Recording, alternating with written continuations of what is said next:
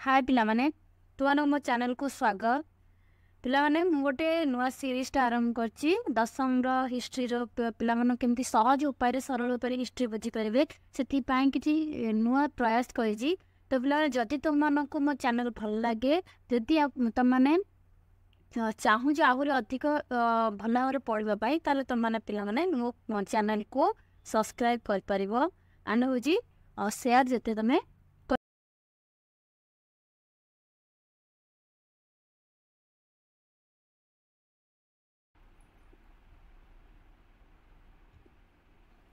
हाय पिला माने तुम मो चैनल को स्वागत।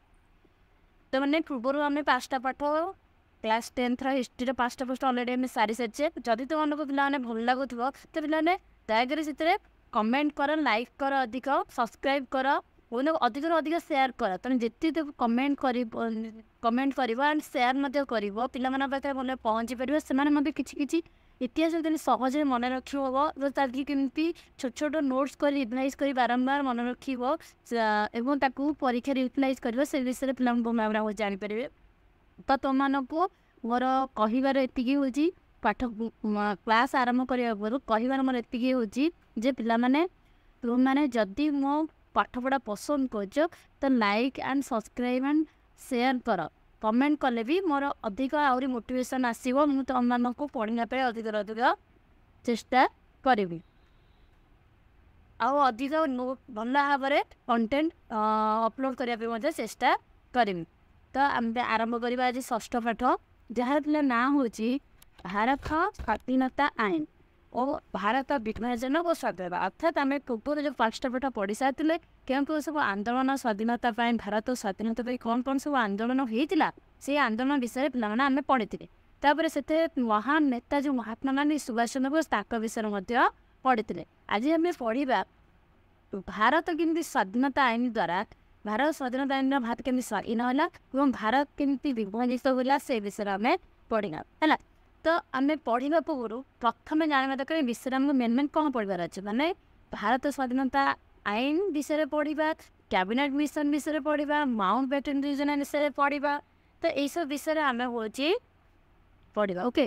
तो पिला माने पढ़ा पूर्व मुझे तुमको गोटे जिन देखा चाहे यहाँ देखी पढ़ यहाँ हूँ आम कौन ना लालकिला ये मो देश स्वाधीन है पिला माने प्रथम करी जवाहरलाल नेहरू जी थे आमर प्रथम प्रधानमंत्री से कौन करते ना झंडा प्रथम ये कौन करते ना लहराई बुझीपार। तो पिला तो ये कहना चाहे जे स्वाधीनता पाइबाटा हूँ आम केते कष्ट था जोटा कि आम पढ़ी पढ़ी आसी केते दुखद घटना सब घटी से विषय आम पढ़ी पढ़ी आसी देखिए ना ये प्रथम करी आमर कौन होता ना जातीय पताका उत्तोलन होता बुझीपार। तो यहाँ आम पढ़ा पूर्व आम विषयटा को तो स्वाधीनता पाइबा कौन कौन स्ट्रगल करता से विषय पढ़ी सारे। तो आज आम पढ़ा भारत स्वाधीनता है तो तार फास्ट पृष्ठभूमि कौन थी केमती भारत स्वाधीनता पाइला है। तो आम जाने जो भारत छाड़ आंदोलन पे भारत छाड़ आंदोलन होता समय आम कौन होता ना से समय विश्व में कौन चलता ना विश्व द्वितीय विश्वयुद्ध चलता। तो विश्व जो द्वितीय विश्वयुद्ध चलता सीटा 1945 मसीह सरला कौ मसीह सरला 1945 मसीह जो द्वितीय विश्वयुद्ध परिसमाप्ति घटला से कौन ना विश्व टोटल राजनीति परिवर्तन होता सहित इंग्लैंड सरकार परिवर्तन होता। द्वितीय विश्वयुद्ध आम पढ़ा इंग्लैंड से जीती सत कि तार उपनिवेशवाद जो पंथा जो चलता सबुआड़े से धीरे धीरे कमी कमी जाता। तो विश्व राजनीति परिवर्तन हवा सहित इंग्लैंड सरकार परिवर्तन होता। कौन परिवर्तन होता इंग्लैंड सरकार ना से आसी किए श्रमिक दलर नेता जहाँ ना हूँ क्लेमेंट अटली नामक जन नेता श्रमिक दल नेता जी की प्राइम मिनिस्टर होते कहार ना इंग्लैंड प्रधानमंत्री होते किए क्लेमेंट अटली के ना 1945 मसीह बुझिपाल। नेक्स्ट पिले तो भारत स्वाधीनता आईन कहीं प्रचलन है तार पृष्ठभूमि में पहुँच ना।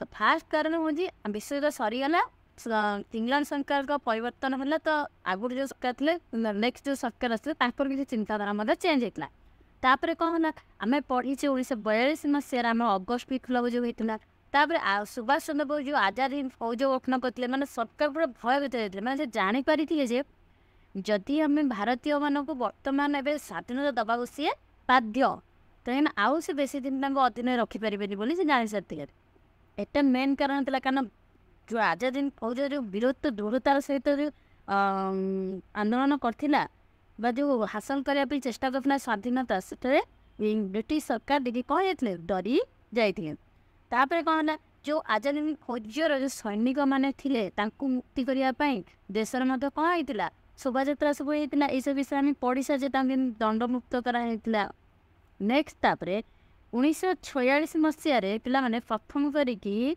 आरंभ प्रादेशिक स्तर में कौन है ना विधानसभा निर्वाचन आरंभ करागला प्रादेशिक स्तर में तो निर्वाचन माने कौन है ना प्रदेश स्तर में जो विधानसभा निर्वाचन है से निर्वाचन में कांग्रेस हूँ संख्यागरिष्ठता बहुत हासिल कर विपुल विजय करता सहित मुस्लिम लीग आम विजय लाभ करथिला तो कहीं से समय आम देश में दुईटी माने थिला संभव थिला जो जातीय दल थिला से दल भर कांग्रेस गोटे मेन थिला इम्पोर्टाट कांग्रेस तापर गोटे कौन था मुस्लिम लीग तो ये रिजन जीति तो 1946 मसीह बेलू आम देश में 11टी प्रदेश था ता भर आम ओडिशा थिला तापर से जो 11टा प्रदेश रु 9टार किए कांग्रेस आ 2टा जीति मुस्लिम लीग जीतिला से मतलब मुस्लिम एरिया रे भल जीति नेक्स्ट पंजाब जड़े व्यक्ति ना हूँ कौन नेता हायत खां मंत्रिमंडल गठन करते पंजाब में बुझीपाल यहाँ था तार पृष्ठभूमि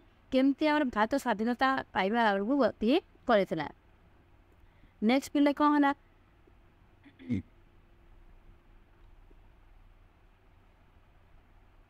ये पिले किए कह क्लीमेंट अटली है बुझीपार ये हूँ किए क्लीमेंट अटली जे श्रमिक दल नेता थे इंग्लैंड सरकार नेक्स्ट आम जा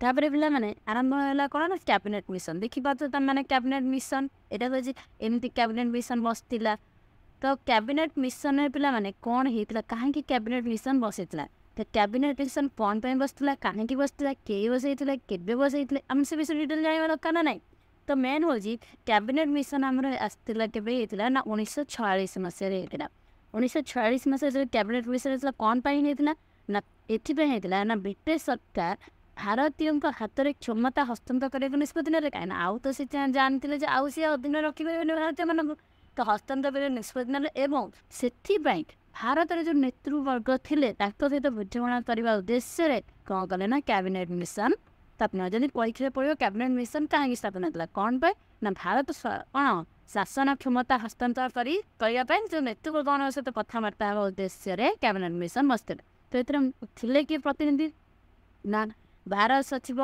पेथिकरेंस एबी अलेक्जेंडर आ सात स्टापोर्ट क्रिस ये व्यक्ति माने प्रतिनिधि दल सदस्य थिले तब कैबिनेट मिशन कौन है 1946 मसीहा मार्च 24 तारिख में नुआ दिल्ली आसी पहुँचले से किसी प्रस्ताव थे कौन से प्रस्ताव सब थिला ना प्रस्ताव गुड़िक हूँ पे ब्रिटिश शासन प्रदेश एवं ब्रिटिश द्वारा जो शासन कर प्रदेश एवं भारतीय देशीय राज्य मानक नहीं गोटे संघ गठित हो व्यवस्थापक सभा शासन परिचालन व्यवस्था गोटे कहले प्रस्ताव दिया नेक्स्ट कौन है नेक्स्ट कहले जे ब्रिटिश जो शासित प्रदेश रु साधारण वर्ग एवं प्रत्येक संप्रदायर प्रतिनिधि सह आमर 296 जन हूँ 296 जन आसवे राज्य मानक से 93 जन प्रतिनिधि को राज्य मानक 296 जन आउ देशीय यहाँ हूँ कौन ब्रिटिश शासन जो करुले देश राज्य मानक से 296 जन आसवे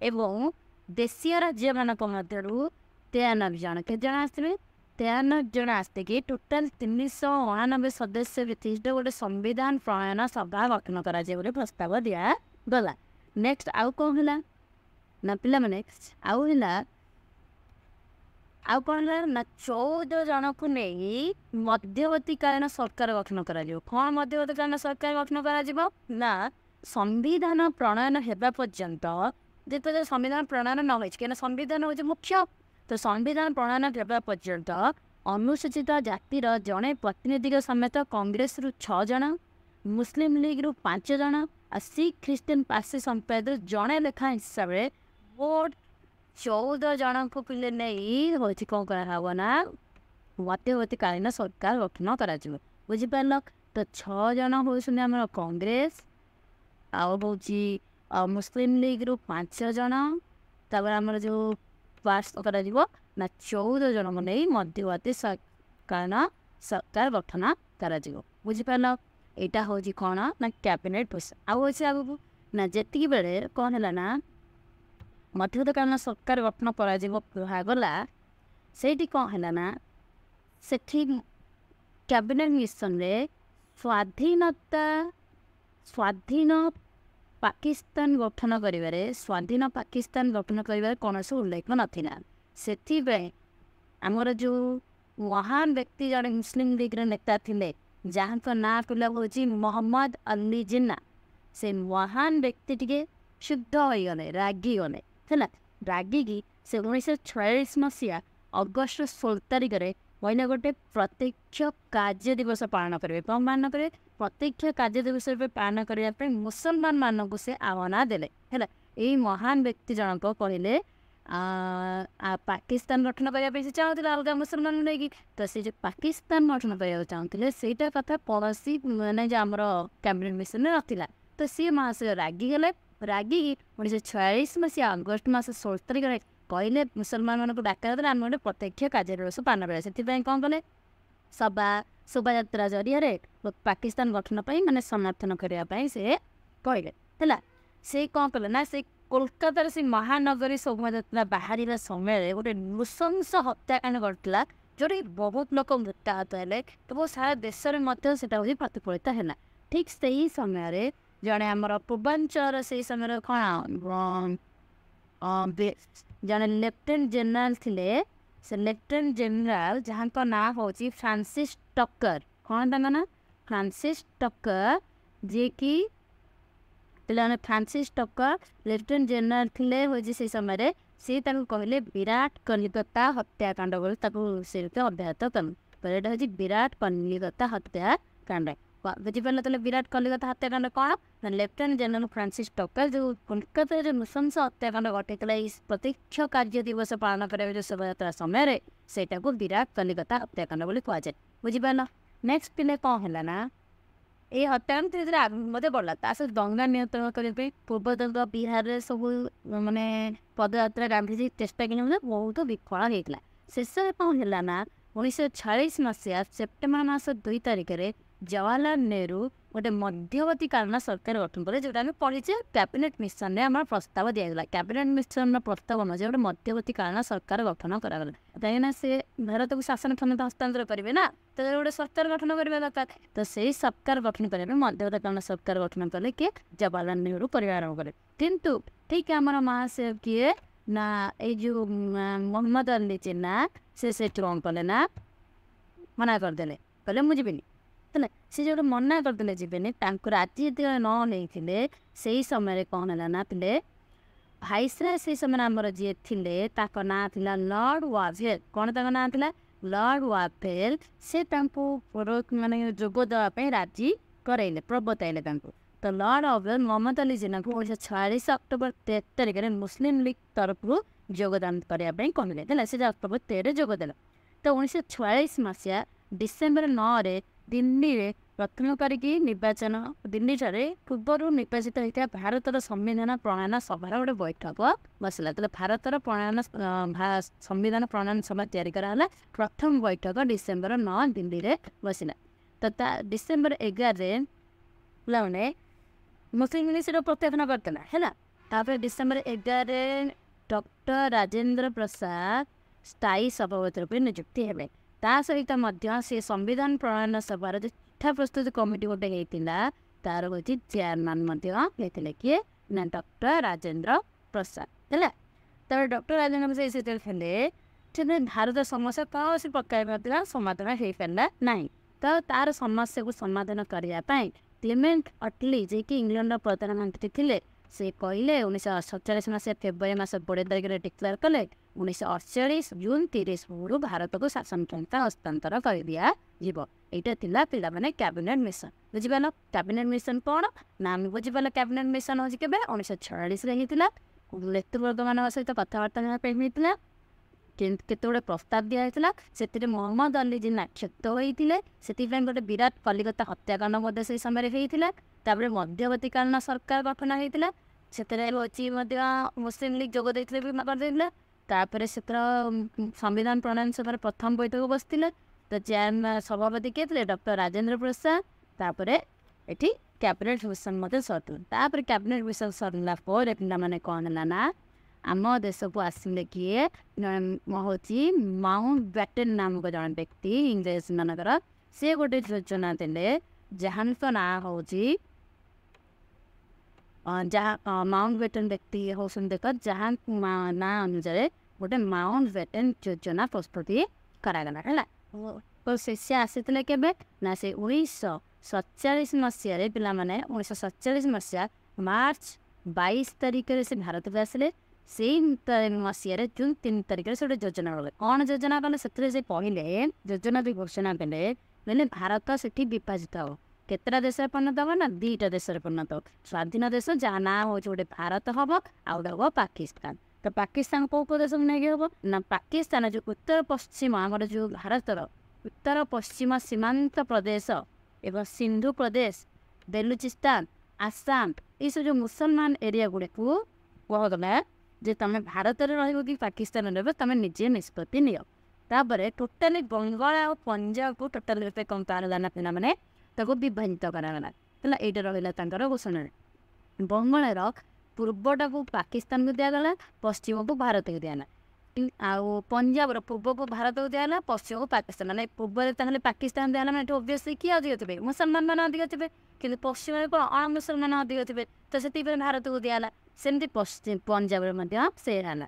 ତ ସେଇଠି ଗୋଟେ ସାର୍ ସିରିଲ ରେଡକ୍ଲିଫଙ୍କୁ କୁହାଗଲା, ସେ ତାଙ୍କ ଅଧ୍ୟକ୍ଷତାରେ ଏଇଟାକୁ କ'ଣ ବିଭାଜିତ କରିବା ପାଇଁ। ତ ଆମେ ଯଦି ମ୍ୟାପ୍ ଅନୁଯାୟୀ ଦେଖିବା, ଦେଖ ଟିକେ ଗୋଟେ ସେକେଣ୍ଡ ମ୍ୟାପ୍ ଅନୁଯାୟୀ ଆମେ ତାକୁ ଯଦି ଦେଖିବା, ଦେଖିପାରୁଛ ମ୍ୟାପ୍ ଅନୁଯାୟୀ ଦେଖ ଏଇଟା ହେଉଛି ଆମର କ'ଣ ନା ଭାରତର ଯେତେବେଳେ ଇଣ୍ଡିପେଣ୍ଡେନ୍ସ ଆମର ପାଇନଥିଲା। ବୁଝିପାରୁଛ ନା ନାହିଁ? ଯେତେବେଳେ ଆମର ଭାରତ ସ୍ୱାଧୀନତା ପାଇନଥିଲା ତ ସେଇ ସମୟରେ କ'ଣ କରୁଥିଲା ଏମିତି ଏଇଟା ପୁରା ଟୋଟାଲ ଏମିତି ଭାରତ ଥିଲା, ଗୋଟା ଭାରତ ପୁରା ଥିଲା। ବୁଝିପାରୁଛ ନା ନାହିଁ?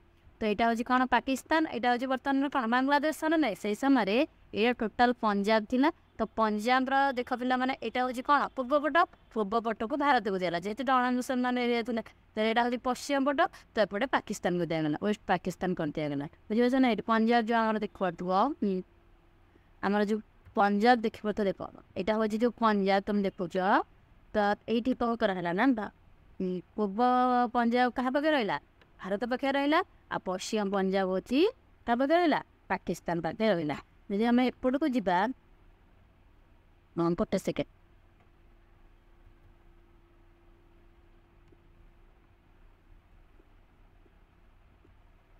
ଟିକେ ଗୋଟେ ସେକେଣ୍ଡ ପିଲାମାନେ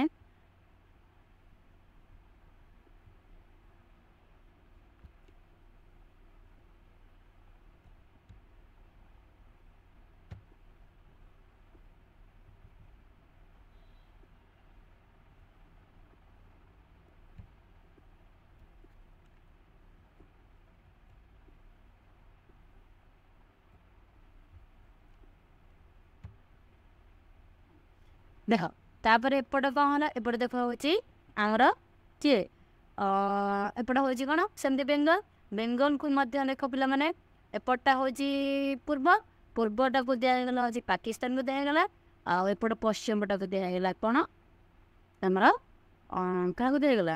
ଭାରତକୁ ଦିଆଗଲା। ତ ଦେଖ ଏଇଟା ହେଉଛି ସ୍ଥିର ଥିଲା ଇଷ୍ଟ ପାକିସ୍ତାନ। ତାପରେ 1971 ବେଳକୁ ବାଂଲାଦେଶ ନାମରେ ନାମିତ କରାଗଲା। ବୁଝିପାରୁଥିବ? ତା ମ୍ୟାପ୍ ଦେଖିଲେ ତମେ ଭଲ ଭାବରେ ବୁଝିପାରିବି ହେଲା। ତାପରେ ପିଲାମାନେ କ'ଣ ହେଲା ନା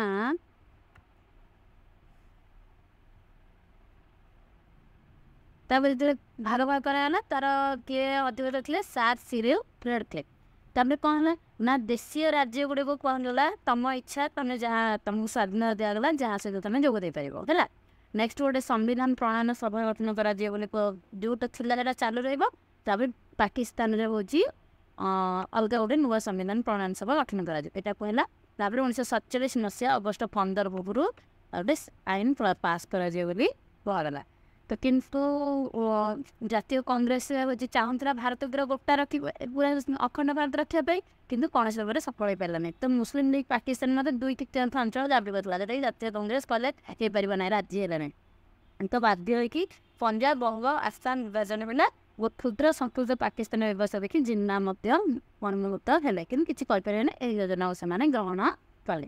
तापर हूँ मैंने कौन है ना भारत स्वाधीनता आईन प्रचलन कराला कौन ना आमर जो भारत स्वाधीनता आईन हम बोली कहला। मायावती योजना ग्रहण करने पड़े ब्रिटिश सरकार कौन कले ना यहाँ को भित्ति कर गोटे आईन हूँ लागू कले जार ना है भारत स्वाधीनता आईन 1947 जुलाई 18 ब्रिटिश पार्लियामेंट से अनुमोदन करागला कौन भारत शासन आईन। सेठी कौन कहला ना भारत पाकिस्तान दुईटा देश गठन करा गठन कराई 1947 मसीहा अगस्ट 15 तारिख क्षमता हस्तांतर कर कि पाकिस्तान से निजे चॉइस कर।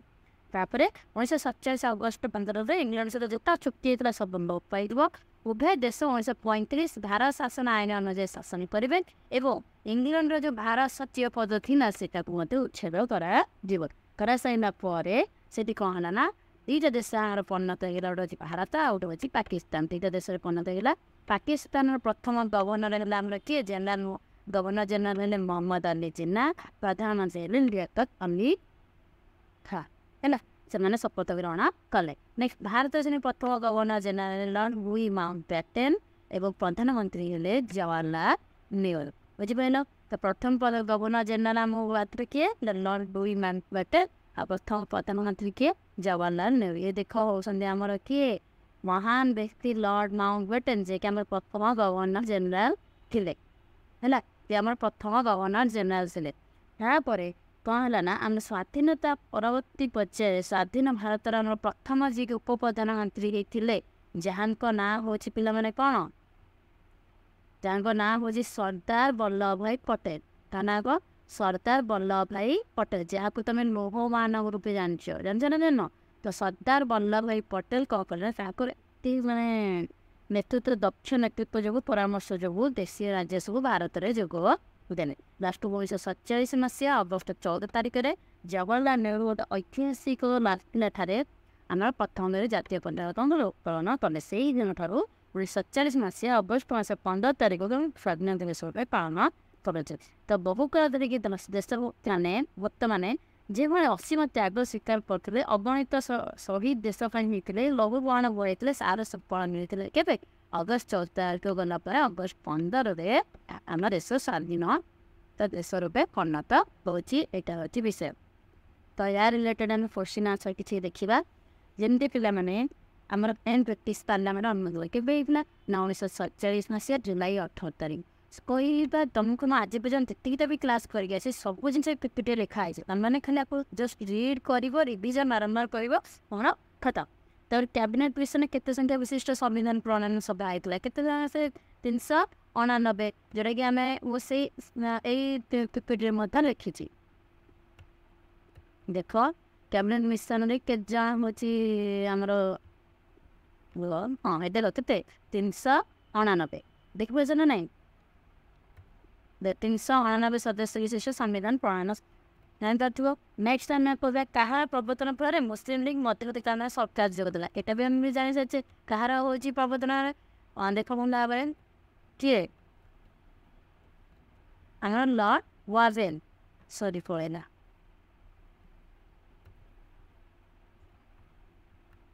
फिर लॉर्ड वावेन हूँ देख ये अच्छा लॉर्ड वावेन किए लॉर्ड वावेन तापर किए भारत संविधान प्रणयन सभा सभापति थे पढ़ीचे डॉक्टर राजेंद्र प्रसाद देखो डॉक्टर राजेंद्र प्रसाद स्थायी सभापति थे। तो यही सब जिन अलरेडी आम पाइपर। तो स्वाधीन भारत प्रथम उप प्रधानमंत्री किए थे ये अच्छी किए थे सरदार वल्लभ भाई पटेल।